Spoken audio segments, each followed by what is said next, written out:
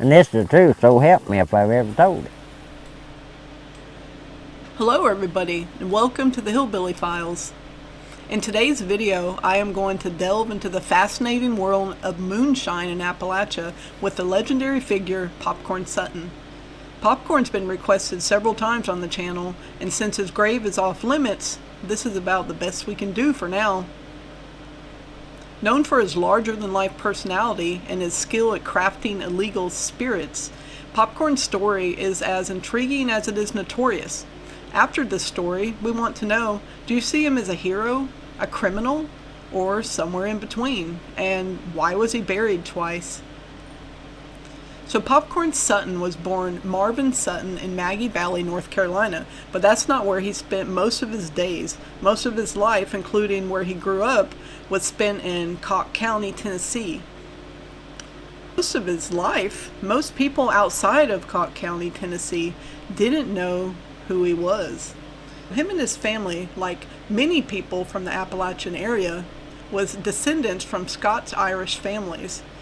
And his family had prided themselves on doing their own thing, including making their own moonshine. Popcorn simply grew up doing what he and his family had always done.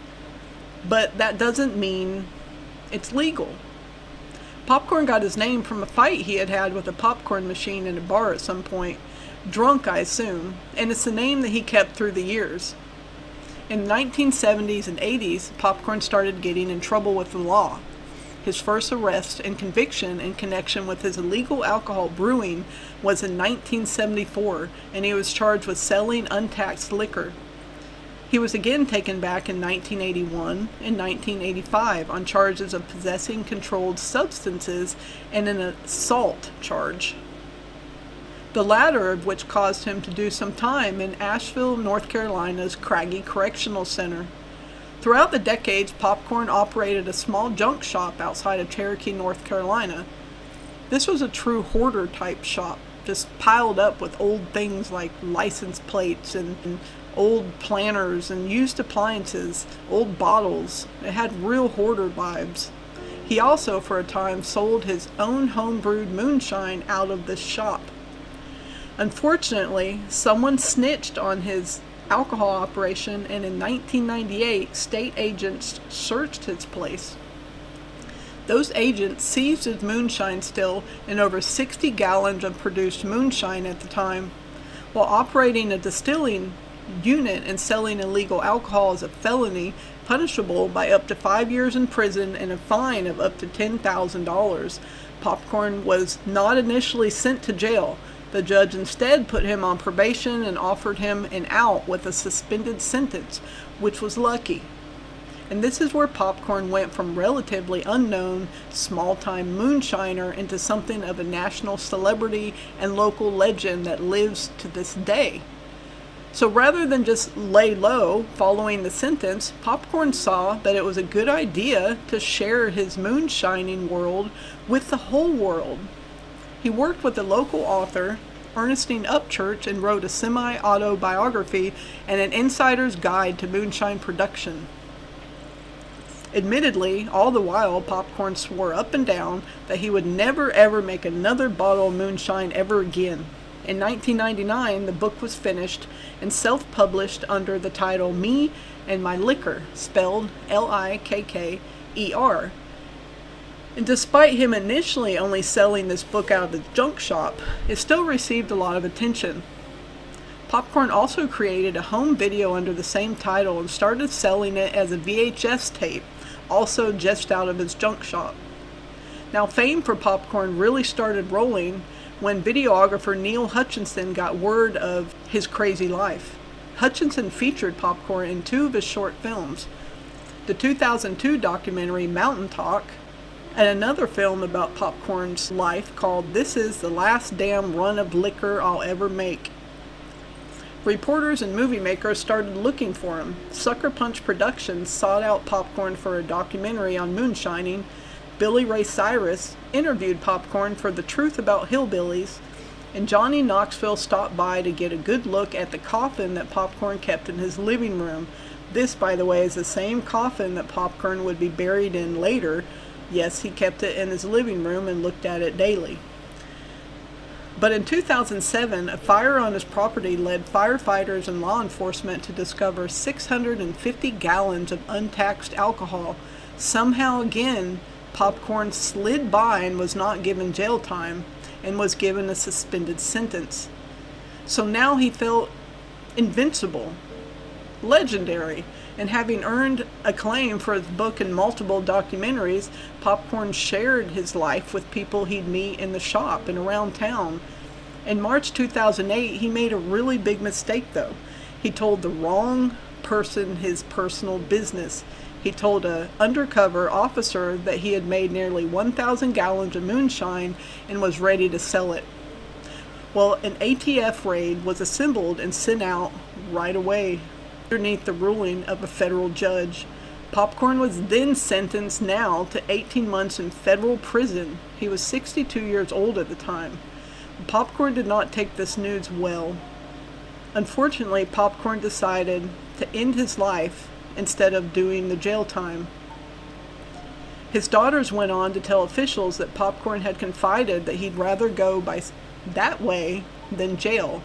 He said he had the strength to die the way he lived, according to his own wishes and no one else.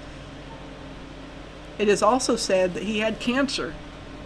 Even the Wall Street Journal ran his obituary. And as a legend would be, Popcorn was buried twice.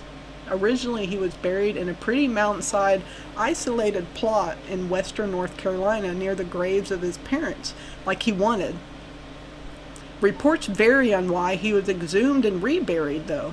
Most believe it was due to vandalism of the original site or a family dispute with the widow, though his family, some of his family, definitely say his widow moved him for no reason and made the excuse of vandalism, and they could not do anything about it because she trumped them as far as calling the shots.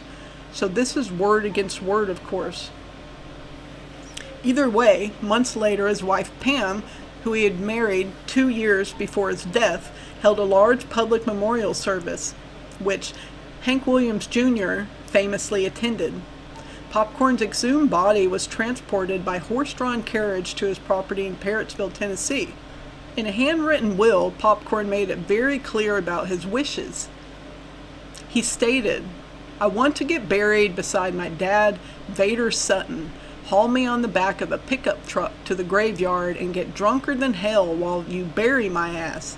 I do not want no viewing or preaching or singing or anything when you bury me." Popcorn didn't even want a listing in the newspaper out. Popcorn also wrote, "Do not embalm me. If any visitors come to the graveyard, name withheld, will run your ass off. If anyone brings one damn flower to my grave, destroy it as quick as it is delivered."